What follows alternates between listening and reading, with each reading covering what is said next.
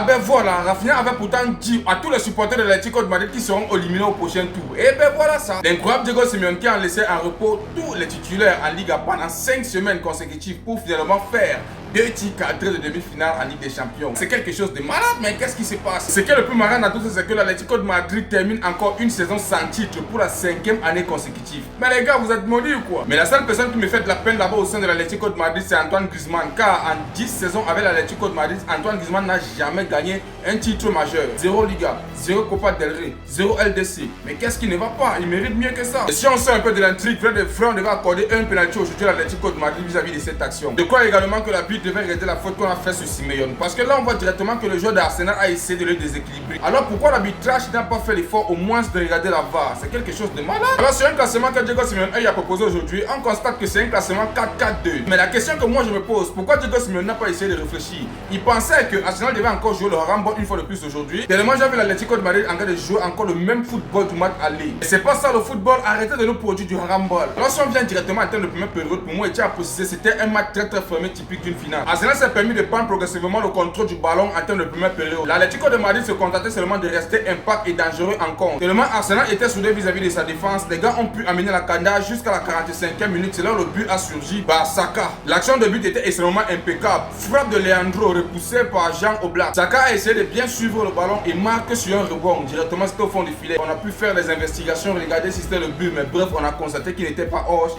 Alors on a validé le but. Je tiens déjà à vous préciser que c'était le seul but en termes de première période, car ils ont marqué à la 45e minute. Directement, ils sont allés en pause. Sans revenir en termes de deuxième période, on constate directement que l'Atlético de Madrid monte en pression. Le Diego Simeone s'est permis de faire une bêtise extraordinaire, car il a eu à faire plusieurs changements offensifs. Je me pose la question à savoir, mais qu'est-ce qui a pris Diego Simeone par la tête? Il voit très bien que Arsenal a gardé une défense extraordinaire. Diego Simeone se permet de prendre ses joueurs phares et de mettre au banc de touche. C'est pour garder quoi? Mais toute la saison est terminée. Pourquoi garder les joueurs? Laisse-les terminer le match. Alors l'Atlético de Madrid a continué de pousser de bout en bout. Il y avait des frappes que les gars tiraient, ça contrait. Il y a même Simeone qui a essayé de mettre quelque chose de bon, mais malheureusement il a manqué. On constate directement qu'il y a un penalty que les gars ont pu démentir. Mais malheureusement aujourd'hui la VAR n'a même pas pu regarder. Alors le match a continué de bout en bout. Alors vis-à-vis de ce penalty qu'on a eu à refuser, l'Atlético de Madrid était démoralisé car les gars ne pouvaient plus faire quelque chose de bon.